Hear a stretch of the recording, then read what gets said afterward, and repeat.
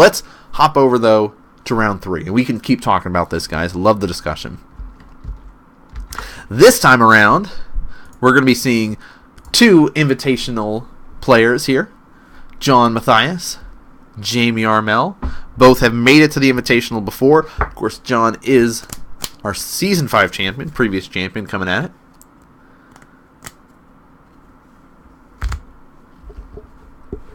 And he's on a new list. Something that I know people have talked about, people have tried from time to time, but this is something that John decided, you know what? I'm going to do something completely different from what I've been playing.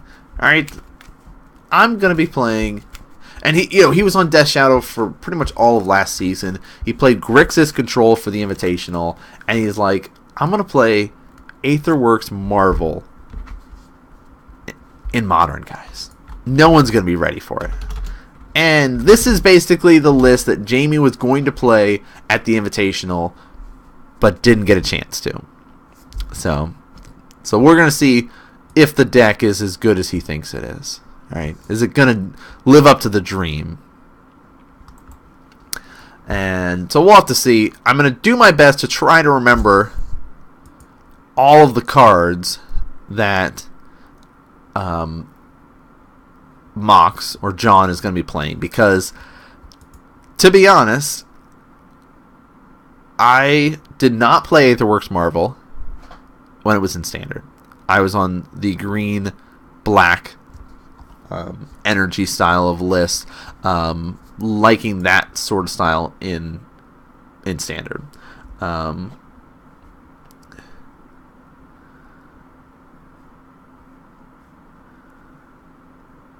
So yeah, they're still having some great discussion in chat about when is the right time to scoop versus Lantern Control, and that multiple shuffle effects is a good time to scoop up and try to go about things, especially if they've got you locked on what you are able to do. And I also understand from Benjamin's point of view is,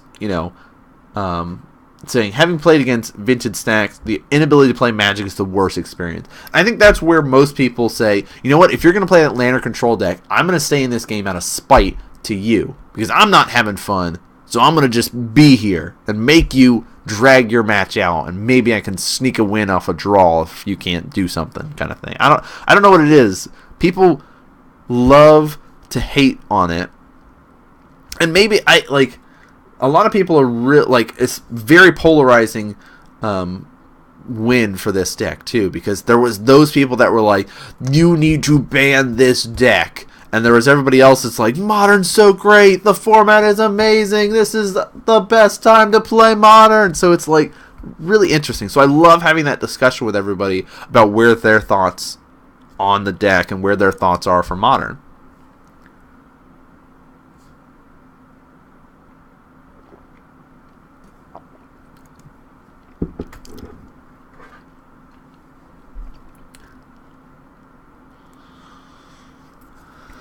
Okay, players getting ready here.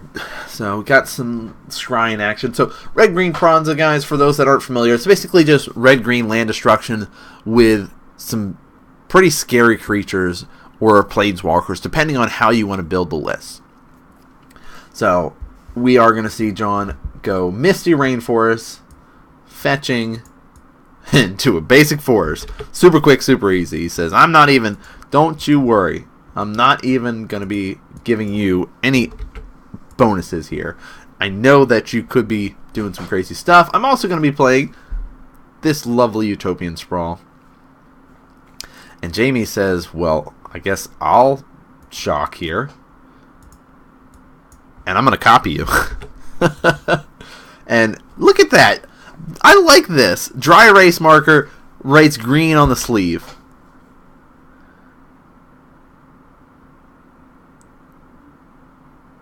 Great image talking about hates the deck. Of course, the Lantern Control deck we're talking about. But no one in his local game shop has it, so it's usually relevant to him, and he loves where Modern's at currently.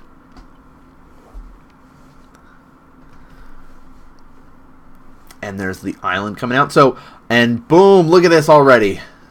We are going to be seeing the first bit of energy come out, because we've got our first creature Whirler Virtuoso. I can never pronounce this guy's name. So when he enters the battlefield, you get 3 energy. You can pay 3 energy and make a 1/1 colorless Thopter artifact creature token. And he's a 2/3, by the way.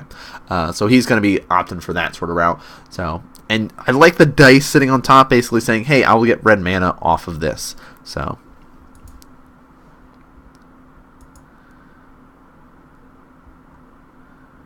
Ooh, Existential Dread talking about. Also, I just want to go out and say that I don't believe there should be any bans in Modern at this time. The Pro Tour meta was extremely diverse with no deck over 13% conversion rate. I also think that Lantern's performance at the Pro Tour was within a reasonable range. Not many players picked it up, and one highly experienced pilot navigated the match as well. And that's the other thing, too, is 9 players were playing Lantern Control. Oh my gosh, he's at 15 life. 9 players were playing Lantern Control at the tournament, and looks like he'll be back to 19, gaining 4 life. And yeah, 1 player, like watching Luis pilot it, and like him sitting there and burning out burn players by reoccurring his Collector Brutality and stuff like that was amazing. Just to see how skilled he was with the deck. I really enjoyed it personally, but Jamie already destroying lands, having some fun, doing what the deck wants to do is basically lower your opponent's resources and kind of edge out those advantages here. So Obstinate Baloth coming in, and look at this, saying, hey, I'd like to find a basic and get some energy. A card that's banned in Standard, guys.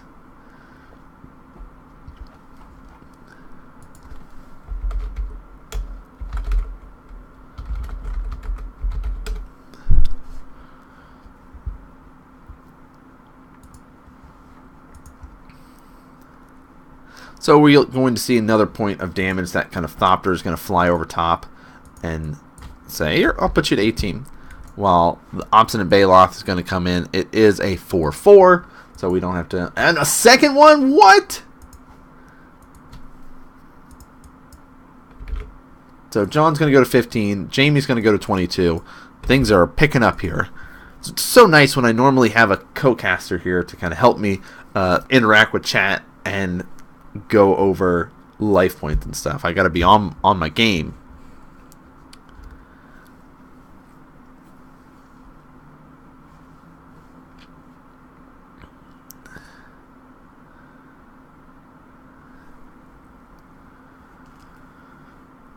Another Utopian Sprawl going to come on out. Say, hey, I'd like to make red mana off of that. Froth! Thank you for the follow. Glad you're liking the stream tonight. Hope I did not butcher your name too much. Oh, Puzzle Knot. I'm going to get some more energy, he says. And Relic. Basically just saying, hey, I'm going to just kind of flood the board with stuff. Draw cards, get energy. Kind of digging for that Aetherworks Marvel to really hit stuff, right? And the whole big thing with the Aetherworks Marvel is, I believe the way that John has built it is that he is going to rely on Emrakul there. Here's 8.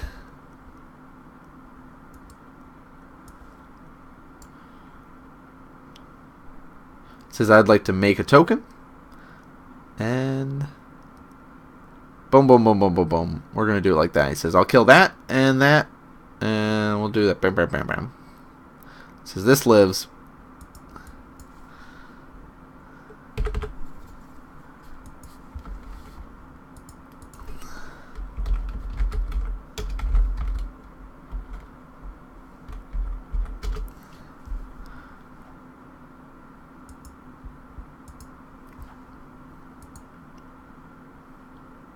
So that'll die.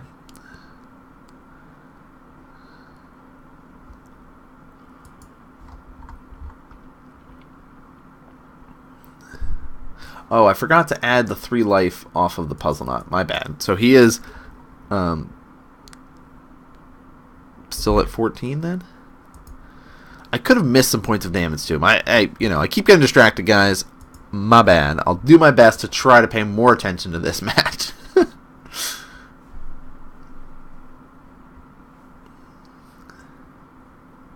what's nice about this whole Ponza matchup is that it really is preventing John from getting out his Marvel, right? You're not going to be able to cast that Aetherworks Marvel off of 2 mana, so... Another Utopian Sprawl ready to go.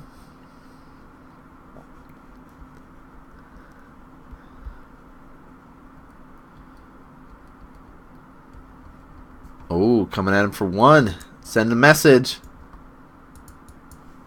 It says here's 4. Drops John down to 10. Jamie going to be fetching away, going to at least 20. Yep, and he says, I'll find that basic force.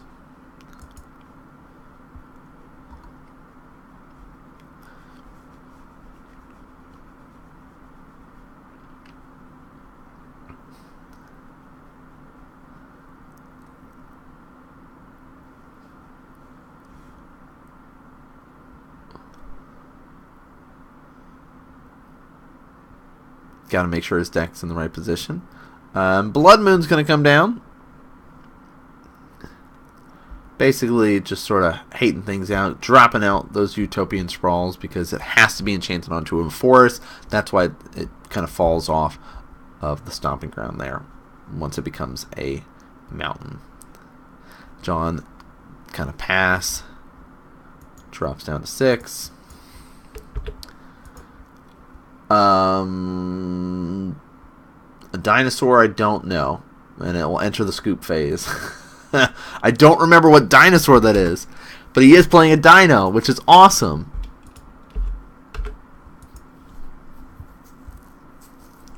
Some people talking about hoping Reed Duke was going to win. I was hoping for Reed Duke that he would win it too. It was nice to see him basically saying, "Hey, it's modern. I'm just going to play, what I know." I think, what was it? He was on Abzan, I believe. Or was he on Jun? I can't ever remember. Now that I'm thinking about it. Only one way to find out. By looking. Abzan. He was on Abzan. So yeah, basically saying I'm going to play Abzan.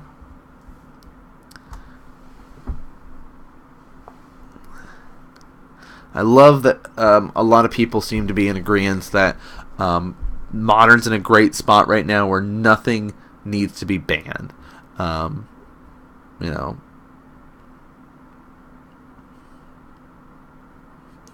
I like this. Unbans are a risk that they're scared to mess with since Grave Troll. And Grave Troll wasn't too bad at first, right? It wasn't until that Shadows over Innistrad, Kaladesh, when they're like, oh, here's a prized amalgam for you, right? Oh, here's a Cathartic Reunion for you. Oh, here's the Nettle, or was it Nettle Sentinel? No, Nettle Sentinel. What's the Menace guy? But yeah, it's just like all these extra stuff that got printed, and then Grave Troll just became bonkers.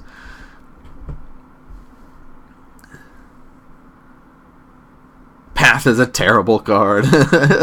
Hey, don't let Brett hear you say that. Okay, so Abzan, but it was more of a rock deck splashing white for Lingering Souls, which is a great reason to splash white. Like, Lingering Souls is so good.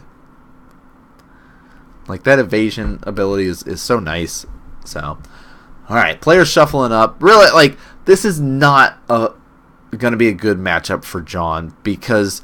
Aetherworks Marvel is a cool card, but it's expensive to cast, and if you're constantly behind on resources because, the Ponza deck's constantly destroying your lands, you're not going to be able to get your feet underneath you to kind of get going in the game.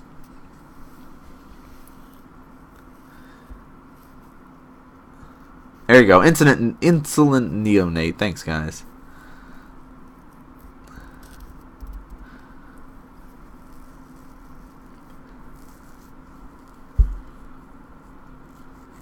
Yeah, no, like, I love having white in my decks because of all of the great sideboard cards that I get available to me.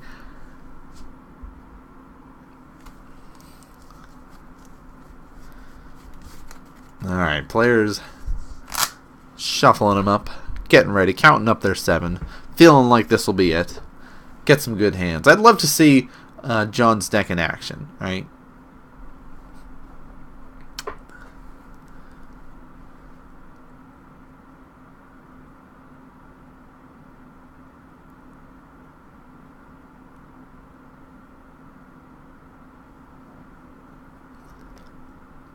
Yeah, Dredge was always trying to work before the Cathartic Reunion and before Prized Amalgam and stuff like that. It was doing some different things, and like there were some people trying it out for Modern, but it was never really like super explosively consistent until Grave Troll unbanned. Those 2 cards were printed. Like there was a time when Grave Troll was unbanned before those cards existed, and nobody was really doing the whole Dredge things. Like they were trying, but Collective Brutality spiked to 20 post Pro Tour. Wow. I guess I'm glad I have my playset already. But I guess I had more than playset so I can sell some, but eh. Alright. Another Misty. Going to 19, I'm guessing. I don't know what sort of lands he's got in his hand. But you see he does kind of run this 4-color deck almost. 3-color deck. 3-color, I'd say. What? Blue, red, green? Teamer?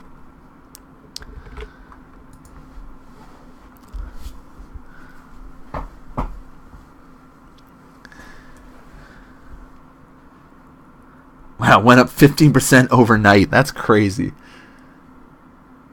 I believe Jamie already has the Stone Rain. Yeah, it looks like 1 right up at the front. So he's basically just like, yeah, okay. I'm gonna probably copycat you and then just kill that land of yours. Blackleaf Cliffs doubled in price. And I can see Blackleaf Cliff increasing in price based on that red-black Hollow One deck, and people probably saw it and were like, oh, this is sweet.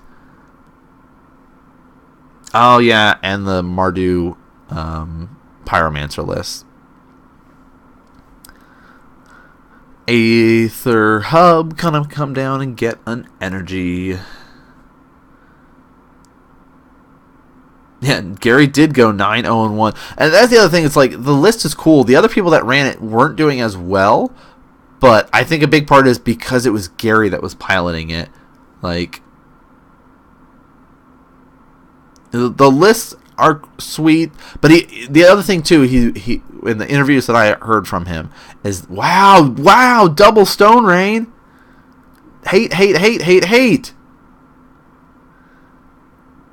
No, in the interviews that I heard, he was also talking about there was a lot of matches where he would get down to like 1-2 life, and it was that kind of knife's edge a lot of time based on the list. But it was always cool to see when he's like, all right, Young Pyromancer, cast Lingering Souls, profit.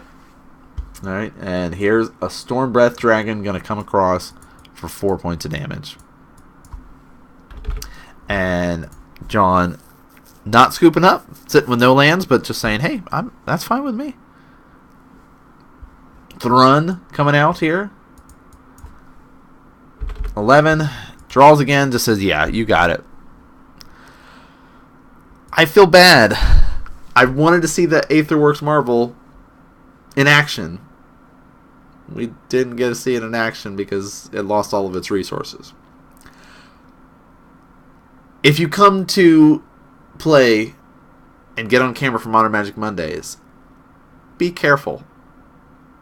On any given Tuesday night, there's at least 2 Blood Moons running around. At least 2 Ponza or other type decks running around. Sometimes there's 3 or 4. But there's at least 2. So be ready to have your basics. You might have to tweak your deck after losing to Blood Moon like that. No. But in all seriousness, like Ponza, guys. The Ponza was at the Pro Tour. It did show up at the Pro Tour. So it's a deck. Wasn't that great, but non-basic would be nice. Yeah, only killing non-basics. Yeah, it's pretty good. So what is that? Round 3 is in the book. That one was round 2 and round 3 were just like super quick. All right, we're flying through it tonight. Because it's only 8 o'clock. Wow. So pretty good so far. We've got 2 more to go though. Just play Lantern. That's the takeaway message from Pop Pop. Yeah, double Stone Rain is just backbreaking. Like, that is... Oh, it hurts when you get hit with it. And it's just like, boom, blow up your first land, blow up your second land. Blah. Hey, Skywalker 7000. What's up? So, cool to see some different decks. That was a big part of the start of Season 7. We wanted to highlight a lot of different players. So we've seen 3 rounds. We've got 2 more to go. So, anyone playing Burn? I don't remember. Let's check out what round 4 is. We do have Burn players, because I did play against Burn. And, oh!